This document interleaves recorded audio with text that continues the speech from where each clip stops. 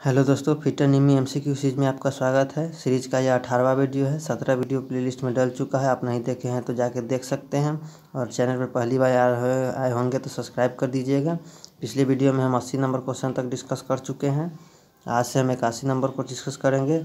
और रही बात पिछले वीडियो की, तो पिछले वीडियो में 13 वीडियो में हम फर्स्ट सेमेस्टर को क्लियर कर चुके हैं, और 14 वीडियो से सेकेंड सेमेस्टर का स्टार्ट हुआ है एमसीक्यू। तो पिछले वीडियो हम 80 नंबर को डिस्कस कर चुके हैं। आज से हम 81 नंबर को डिस्कस करेंगे। चलिए शुरू करते हैं। क्या कह रहा है क्वेश्चन?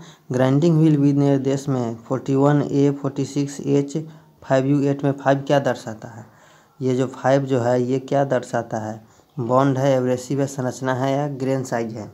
तो हम इसके सभी पार्टों को आपको हम बताते हैं कि क्या क्या कौन दर्शा रहा है। ये 41 है जो हमारा क्या दर्शा रहा है? ये कंपनी द्वारा नंबर दर्शा रहा है, एब्रेसिव नंबर दर्शा रहा है। ये जो है जो हमारा एल्युमिनियम ऑक्साइड है, एब्रेसिव को प्रकार को इंगित करता है, एल्युमिनियम ऑक्साइड। और 46 हमारा ग्रेन साइज को इंगित करता है, जो मीडियम है। और एच जो है हमारा क्या है? एच जो हमारा है ये ग्रेड को इंगित करता है।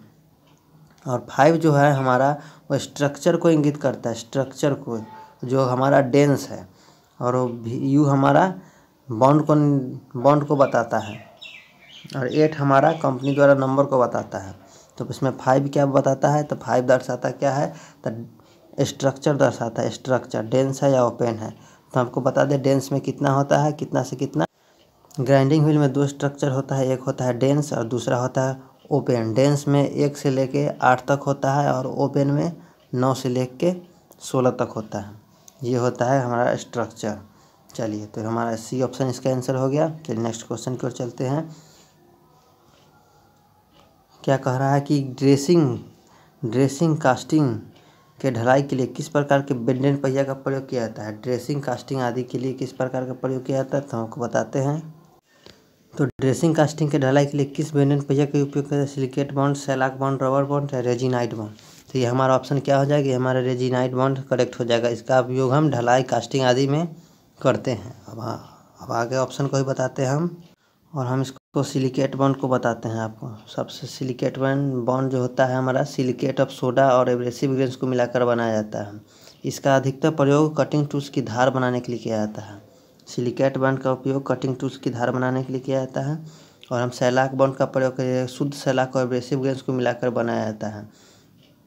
इसका प्रयोग हल्के कार्यों और अधिक फिनिश लाने के लिए शेलाक बॉन्ड का प्रयोग किया जाता है, जिसे हम शेलाक बॉन्ड को हम ई से दर्शाते हैं। और सिलिकेट बॉन्ड को हम किससे दर्शाते हैं? सिलिकेट बॉन्ड को हम एस से दर्शाते हैं, शेलाक बॉन्ड को ई से दर्शाते हैं। और रहा बात अब रबर बॉन्ड का, तो रबर बॉन्ड जो होता है शुद्ध रबर और एब्रेसिव ग्रेन्स को मिलाकर बनाया जाता है। यह मोटाई में पतला होता है। इसका अधिकतर प्रयोग हम धातु के टुकड़ों को भिन्न भिन्न लंबाइयों में काटने के लिए और मशीनों को बेड पर गहराई में स्लॉट आदि काटने के लिए प्रयोग करते हैं रबर बॉन्ड का। इसको आर से हम सूचित करते हैं। और रेजिनाइट बॉन्ड को तो हम बता दिए कि रेजिनाइट बॉन्ड को बी से सूचित करते हैं, और इसका प्रयोग ढलाई और कारखानों में किया जाता है। चलिए, इसके हम सभी ऑप्शन को बता दिए हैं। इससे आंसर हो जाएगा 82 का डी, रेजिनाइट बॉन्ड ढलाई में। चलिए नेक्स्ट क्वेश्चन की ओर चलते हैं हम। 83 सीमेंटेड कार्बाइड ग्राइंड करने के लिए किस प्रकार के का प्रयोग किया जाता है? तो ग्रीन सिलिकॉन कार्बाइड, या ऊपर ऑप्शन हमारा दिया गया है 3, grey aluminium oxide, white aluminium oxide, या ब्राउन एल्युमिनियम ऑक्साइड। तो हमारा इसका आंसर कौन हो जाएगा? ये हमारा ग्रीन सिलिकॉन कार्बाइड हो जाएगा। सीमेंटेड कार्बाइड टिप को ग्राइंडिंग करने के लिए हम ग्रीन कार्बन सिलिकेट का प्रयोग करते हैं। चलिए, इसका आंसर हो गया ए। चलिए हम 84 की ओर चलते हैं। 84 क्या कह रहा है हमारा? ये देखिए 84 ये है हमारा एक वर्नियर माइक्रोमीटर के एक वर्नियर डिवीजन का मान क्या होता है? 0.01 mm, 0.02 mm, 0.09 mm, 0.02 mm। तो एक वर्नियर माइक्रोमीटर के वर्नियर डिवीजन का मान, ध्यान रखिए यहाँ वर्नियर पूछ रहा है, वर्नियर। तो वर्नियर रख जाएगा तो 0.009 mm हो जाएगा। ऑप्शन नंबर हमारा सी हो जाएगा। चलिए नेक्स्ट की ओर चलते हैं हम। ये फिगर दर्शाया गया है, ये देख लीजिए। ये फिगर बहुत बार आया, हम इसको बहुत बार बता चुके हैं। ये देखिए टेलीस्कोपिंग गेज के एक्स भाग को दर्शा रहा है, इसका क्या नाम है? हैंडल है, पर फिक्स लेग है, प्लंजर ब्लॉक या टेलीस्कोपिंग लेग है। तो हम इसको सभी पार्टों को हम बताते हैं। ये हमारा फिक्स लेग होगा, ये टेलीस्कोपिंग लेग होगा, इसी के अंदर स्प्रिंग रहता है, और ये हमारा एक्स दर्शाया गया वो प्लंजर ब्लॉक है। तो ऑप्शन नंबर इसका सी हो जाएगा। चलिए नेक्स्ट की ओर चलते हैं। 86 को देख लीजिए। टूटे हुए स्टड को निकालने की कौन सी विधि है? टूटे हुए स्टड को ईजी आउट विधि है, प्रिक पंच विधि है, या मार्किंग ड्रिल होल विधि है, स्क्वायर टेपर पंच विधि है?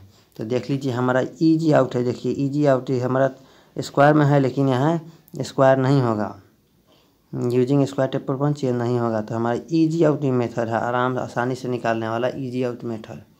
ऑप्शन नंबर इसका ए हो जाएगा। चलिए नेक्स्ट क्वेश्चन की ओर चलते हैं। 87 शुरू हो गया। ये देखिए 87 क्या कर रहा है? मशीन टूल्स के लिए गिरे कास्ट आयरन का व्यापक रूप में उपयोग क्यों किया जाता है? तेज़ी से ठंडा होने के लिए, कंपन को कम करने के लिए, उच्च तन्यता शक्ति के लिए, या मशीनिंग के लिए बहुत मुश्किल होता है। तो मशीन टूल्स में ग्रे कास्ट आयरन का इसलिए उपयोग किया जाता है कि मशीनिंग के लिए बहुत मुश्किल होता है, क्योंकि यह भंगुर पदार्थ होता है, ब्रिटलनेस का गुण इसमें ज़्यादा होता है, इसलिए ऑप्शन नंबर इसका डी हो जाएगा। चलिए नेक्स्ट क्वेश्चन के चलते हैं।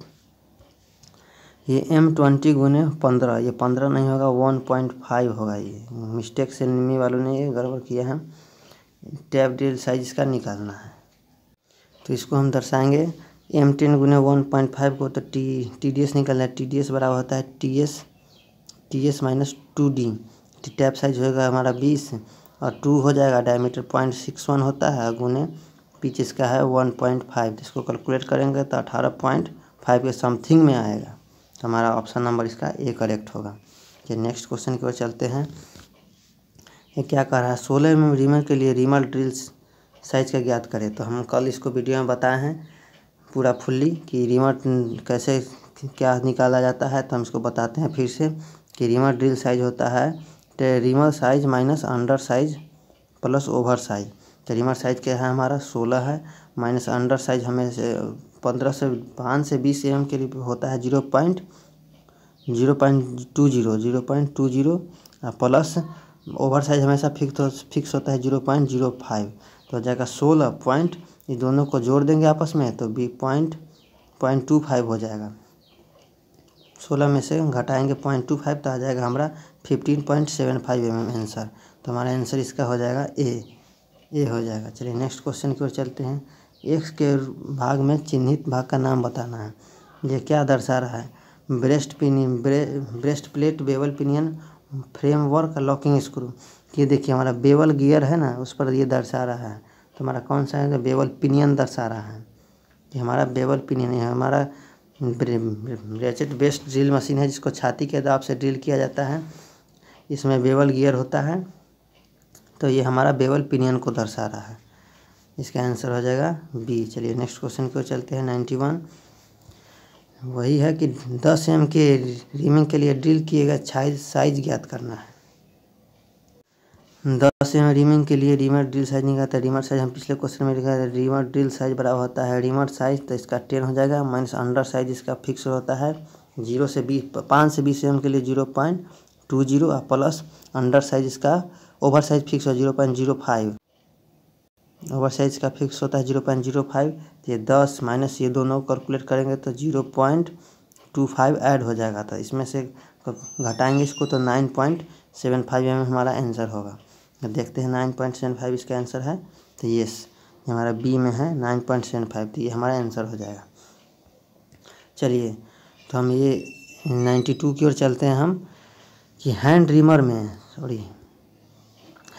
में एक्स से चिन्हित भाग का नाम क्या है? Taper lead, bevel lead, circular lead या टेपर लीड। ये देखिए हमारा ये भाग है, ये भाग जो दर्शा रहा है, ये भाग को क्या कहेंगे? ये भाग को हम क्या कहेंगे? तो ये भाग हमारा जगह टेपर लीड एंगल हो जाता है, हमारा डी हो जाता है टेपर लीड एंगल। चलिए नेक्स्ट क्वेश्चन की ओर चलते हैं। 93 क्या कह रहा है? ड्रिल के व्यास की तुलना में ड्रिल किए गए छिद्र आकार क्यों अधिक हो जाता है? फीड अनुपात अधिक होता है, शीतलन प्रभावी होता है, अपर्याप्त क्लियरेंस होता है, या कटिंग एज की लंबाई असमान होती है। तो हमारा डी हो जाएगा। कटिंग एज की असमान लंबाई होगा, कटिंग एज हमारा असमान होगा, तो हमारा ओवर साइज बना देगा। आकार से अधिक हो जाता है तो ओवर साइज हमारा ज़्यादा कटिंग एज रहेगा तो होगा। चलिए ऑप्शन नंबर इसका डी हो जाएगा। नेक्स्ट क्वेश्चन की ओर चलते हैं। ये देखिए कह रहा है कि थ्रेडिंग के लिए ड्रिल किए गए छेद के अंत में चेम्फरिंग के लिए काउंटर सिंकिंग कोण क्या होता है। तो इसको हम कई बार बताए हैं, इसको हम सारे ऑप्शन को कई बार बताए हैं। तो इसका आंसर क्या हो जाएगा, ये हमारा आंसर हो जाएगा इसका 120 डिग्री। थ्रेडिंग के लिए ड्रिल किए गए अंत में चेम्फरिंग का काउंटर सिंकिंग कोण क्या होता है, तो 120 डिग्री। ठीक है। और 75 डिग्री किसका होता है, 75 डिग्री होता है काउंटर सिंकिंग का, 75 डिग्री होता है काउंटर सिंकिंग का। और 80 डिग्री होता है सेल्फ टैपिंग स्क्रू का होता है, 80 डिग्री होता है सेल्फ टैपिंग स्क्रू का। या 90 डिग्री होता है, 90 डिग्री होता है काउंटर सिंकिंग हेड स्क्रू का, काउंटर सिंकिंग हेड स्क्रू का 90 डिग्री होता है। और 120 डिग्री होता है और जो चेम्फरिंग कोण है थ्रेडिंग के लिए ड्रिल किए गए अंत में चेम्फरिंग जो काउंटर सिंकिंग का एज होगा वो 120 डिग्री होगा। जैसे सारे ऑप्शन को हम बता चुके हैं और फिर से हम बता दिए हैं। चलिए नेक्स्ट क्वेश्चन को चलते हैं। 95, इस थ्रेड का नाम क्या है, ये थ्रेड का नाम क्या है, V thread, buttress thread, square thread या सॉटूथ थ्रेड। तो ये देखिए हमारा इस थोड़ा थोड़ा बटरेस थ्रेड जैसा लग रहा है लेकिन ये है नहीं।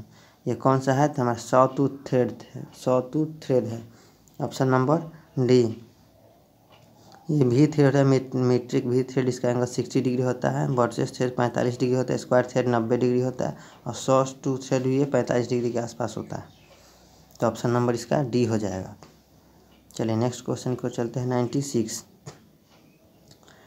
96 क्या कह रहा है कि एक से चिन्हित भाग का नाम बताना है। ये एक से चिन्हित भाग है, ये नाम बताना है। रूट है, पिच है, क्रेस्ट है या हेलिक्स एंगल है। तो ये हमारा कौन हो जाएगा, ये हमारा हेलिक्स एंगल आ जाएगा। ये हमारा ध्यान से देखिए हेलिक्स एंगल है। और हम इसको जूम करके और पार्ट को हम बताते हैं आपको। ये देखिए ये जो नीचे वाला भाग होता है ये, एक मिनट, ये जो भाग होता है जो नीचे होता है उसको हम रूट बोलते हैं। और ये जो भाग होता है इसको क्रेस्ट बोलते हैं।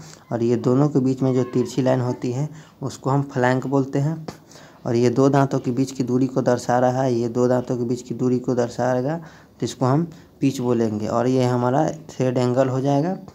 और ये हमारा माइनर व्यास हो जाएगा, ये हमारा मेजर व्यास हो जाएगा। ये इसके सेंटर से लेंगे, सेंटर से तो पिच व्यास हमारा पिच डायमीटर हो जाएगा। और हमारा पूछ क्या रहा है, पूछ क्या रहा है, ये एंगल पूछ रहा है। ये देखिए ये एंगल, तो ये हमारा हेलिक्स एंगल हो जाएगा, ये हमारा हेलिक्स एंगल हो जाएगा।